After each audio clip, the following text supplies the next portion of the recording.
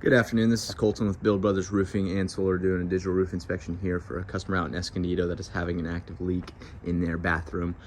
First thing we like to do on these inspections is start with a little bit education of the eaves of the house. We have the fascia board, we have the rafters coming underneath, and the starter board. We like to look for any indications of wood rot or anything like that. The wood condition does look pretty good on this roof. I'm not seeing any, big termite damages or anything like that. There is a couple sections that, if we were to do a roof project, would need to be replaced. The type of roof we have is a concrete S-tile. Homes were built in 1998. What does that tell us? It tells us that the paper underneath is getting to the end of its life expectancy. The paper underneath is a tar felt underlayment.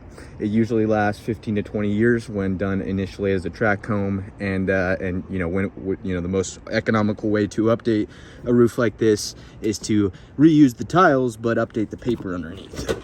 Getting on the roof here, we can see some tiles that are different colors.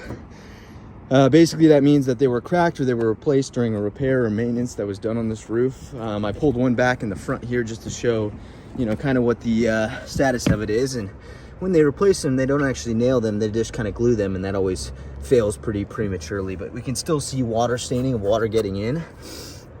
Felt paper underneath is definitely indicative of that 25-year-old paper that needs to be updated. We still see water getting in, staining.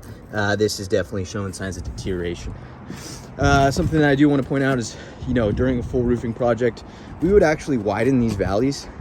They're pretty crowded right now, so they actually trap a lot of debris and water doesn't really flow as it should through it.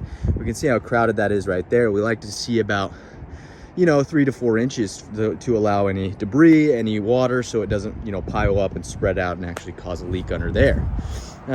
Moving on here, we update the ventilation during a roofing project like this, like for this homeowner.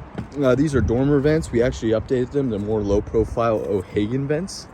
And we add ventilation to this roof to make sure the attic is breathing properly. When they originally built these homes, they didn't add enough, and building practices and codes changed. Chimneys are always sensitive areas, so I did do an inspection of the chimney. It is missing what we call a cricket, which a cricket actually diverts water off to each side. These are really sensitive areas because a lot of water builds up in that junction right there. Pulled up a tile right here that was a replacement tile. It slid down easily, but we can see the paper under here definitely deteriorating. We can just see how brittle this stuff is. It's kind of cracking in my hand here. So we haven't even gotten to the section of the house that has the leak. We go over here, we can see another valley, which is a little bit crowded for my liking. We want to spread these valleys out so we can allow water to go down there easily. Sensitive sections on this roof are going to be these junctures where you got a lot of water actually going against the roof to wall junction. Correctly built with a tile pan right there, that's what we want to see. But we get to this section, this is where we have the active leak. Tell there's been a roofing contractor out here before because he was trying to find it. So we did a bunch of these X's on tiles where we think it happened, right?